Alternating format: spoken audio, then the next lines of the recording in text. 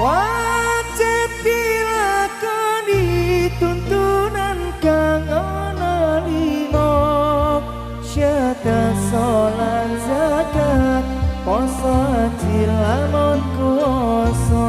Wajib dilakoni tuntunan kang ana lima syahadat salat zakat poso haji lamun kuwasa.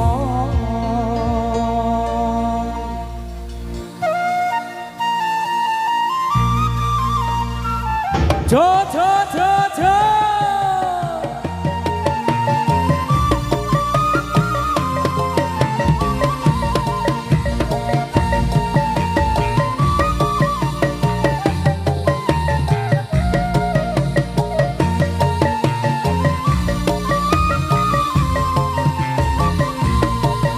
Jamane wali songo nyebarke agama Islame kang mulya uga direwangi rekoso lewat sedaya nyebarke agama supaya urip bisa mulya kudu nyerek marang sing kuwasa.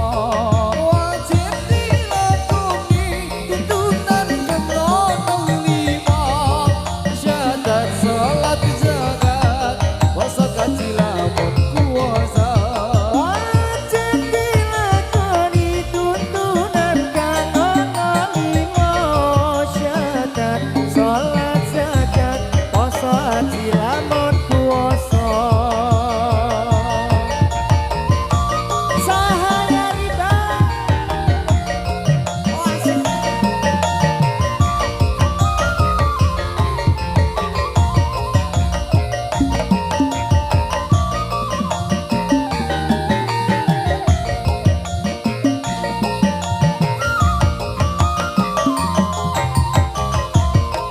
jamane wali songo nyebarke agama Islame kang mulya uga direwangi rekoso lewat seni lan budaya nyebarke agama supaya urip bisa mulya kudu nyerek marang sing kuwasa. Wajib dilakoni tuntunan kang ana lima syahadat salat zakat poso haji lamun kuwasa. Wajib dilakoni tuntunan kang ana lima syahadat salat zakat poso haji lamun kuwasa.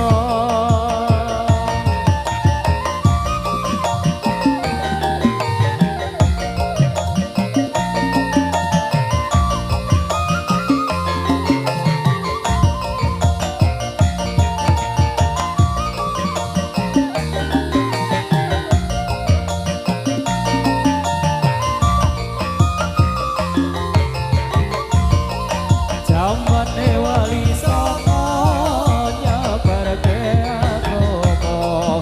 agama Islam kang mulya kudu direwangi rekoso lewat seni lan budaya ana ing tanah Jawa supaya urip ing donya eling marang Kang Maha Kuwasa. Wajib dilakoni tuntunan kang ana lima syahadat salat zakat poso haji lamun kuwasa. Wajib dilakoni tuntunan kang ana lima syahadat salat